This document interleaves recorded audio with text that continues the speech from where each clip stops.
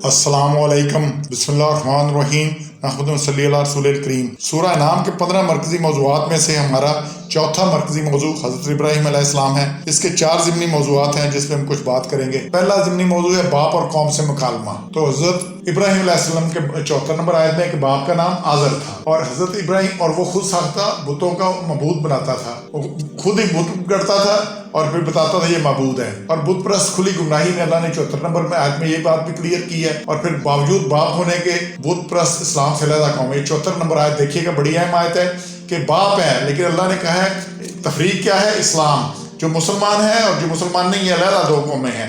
बदर में हाशमी एक दूसरे के सामने थे, कुरैशी सामने थे, एक ही कौम का मुकाबला था। जब अबू जहल ने उतबा से कहा, उतबा ने बड़ी कोशिश की कि बदर का मार्का पेशना है, उसने कहा ये काफिला निकलना था, निकल गया, आप वापस चलते हैं। तो उतबा को अबू जहल ने क्या आर दिलाई, सामने तुम्हारा बेटा है अबू हुज़ैफा, तुम्हें इसलिए है। बाकी हज़रत अबू बकर के सामने उनका बेटा था कि जब इस्लाम और कुफर ये 2 अलग कौमें, बाप बेटा हो, जो भाई भाई हो, सब दे हैं। तो ये सारी चीजें अल्लाह ने यहाँ पे क्लियर की है।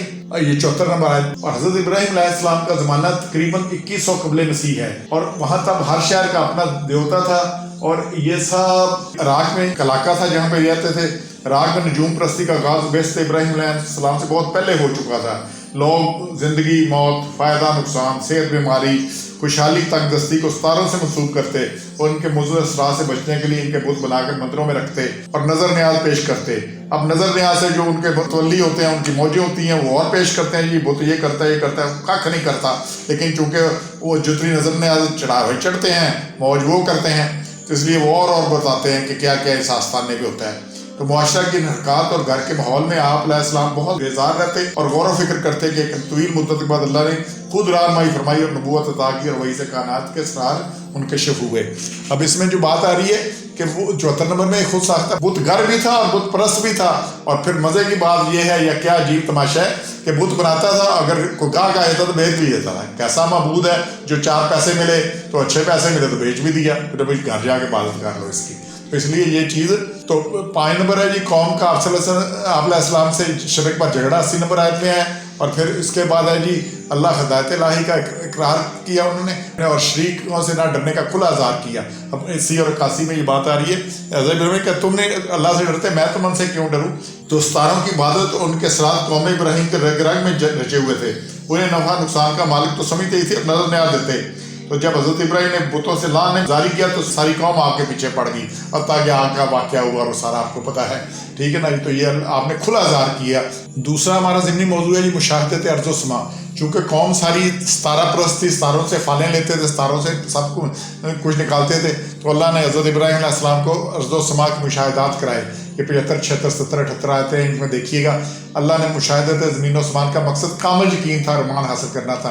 पहले उन्होंने देखा सितारा वो गुरूब हो गया, फिर चाँद देखा वो गुरूब हो गया, फिर सूरज देखा हाजा अकबर ये सबसे बड़ा है, फिर वो भी गुरूब हो गया। कि मैं जो भी गुरूब होता है उसकी इबादत करने वाला नहीं। ये सूरज चाँद सारे कुछ देर बाद गायब हो जाते थे 76, 77, 78 में। 75 में गायब हो जाने से वाले रब नहीं हो सकते। 75 आयत में जो गायब हो जाता है। इसी तरह जिसको मौत आ जाती है वो किस चीज़ का मुश्किल कुशा हो सकता है, जो अपनी मुश्किल हल नहीं कर सकता। मौत से बड़ी मुश्किल कौन सी है, जो हल अपनी नहीं कर सकता, उसने किसी की हाक करनी है। फिर चौथा है जी शिरक से बेजारी का खुला इज़हार किया और 78, 79 में और अपना मुँह यक रुख होकर हाल के कायनात की तरफ मोड़ लिया। 79 नंबर आयत में ये बात आई है, उन्होंने मोड़ लिया। और फिर 6वां पॉइंट है इब्राहीम अलैहिस्सलाम को अल्लाह ताला ने कौम पर दलील दी। वो दलील ये थी कि जिसका जिक्र इस आयत में आया है कि ये थी कि अगर हर चीज़ का खालिक व मालिक अल्लाह ताला है तो हर चीज़ पर तसर्रुफ़ इख्तियार भी सिर्फ उसी का होना चाहिए। ये किस कदर नाइंसाफ़ी की बात है। हर चीज़ का खालिक व मालिक तो अल्लाह ताला हो, उसके इख्तियारात और इबादत में दूसरों को शरीक कर लिया जाए। इस आयत से ये बात मालूम होती है कि कौम इब्राहीम अल्लाह के खालिक व मालिक होने की कायल थी, वरना बात का अंदाज मुख्तलिफ होता। तो ये दूसरा पॉइंट है जिसमें अब तीसरी जो बात आ रही है वो फ़ज़ाइल की आ रही है। तो इब्राहीम अलैहिस्सलाम के दर्जात अल्लाह ने बुलंद किए, इतने दर्जात बुलंद किए कि उनके बाद जितने नबी आए हैं उनकी औलाद में आए हैं। उनके हज़रत इसहाक भी बेटे थे, हज़रत इस्माइल बेटे थे, दोनों को नबी बनाया। फिर हज़रत इसहाक की औलाद में से उन्होंने हज़रत याकूब को नबी बनाया, फिर हज़रत याकूब की औलाद में से हज़रत यूसुफ बने, फिर जितने नबी आए हज़रत ईसा तक सब बनी इसराइल में से थे। इस तरह हज़रत इस्माइल की औलाद में हुज़ूर अकरम सल्लल्लाहु अलैहि वसल्लम को खातमुन नबिय्यीन बनाया। तो अल्लाह ने इतने दर्जात बुलंद किए। और इब्राहीम अलैहिस्सलाम एक अल्लाह के होकर उन्हें अपना खलील बनाया। ये भी बात है, खलील बनाया। इब्राहीम अलैहिस्सलाम एक अल्लाह के होकर रहने वाले यकसू थे अल्लाह के लिए सिर्फ, और कोई बात ही नहीं है। और इब्राहीम अलैहिस्सलाम मुश्किलों में ना थे, 161 قطعی شرک نہیں کرتے تھے. اور چوتھا جی ملت صراط مستقیم درست دین ملت ابراہیم علیہ السلام 161 میں ہے. اور اسی لیے درود شریف بھی ہمیں درود ابراہیمی کہ ہم جہاں حضور صلی اللہ علیہ وسلم پر درود بھیجتے ہیں ساتھ ہی حضرت ابراہیم پر بھیجتے ہیں. ان کی ملت جو ہے یکسر بالکل باپ سے قوم سے کسی سے تاکہ آگ میں ڈالا گیا. اور اللہ نے کیا کیا, اللہ کی سنت یہ ہے اللہ نے آگ کی فزکس بدل دی. جو آگ جلاتی ہے اسے صرف آپ کی جیسے رسیاں باندھی تھی وہ جلائی آپ کو گزرا گزر, اور پھر اللہ نے کہا ٹھنڈی ہو رہا ہے, ٹھنڈی اتنی بھی نہ ہو کہ جس سے نقصان ہو جائے. تو اسی لیے سارا کچھ ہے. سبحان ربک رب العزت عما یصفون وسلام المرسلین الحمد للہ رب العالمین.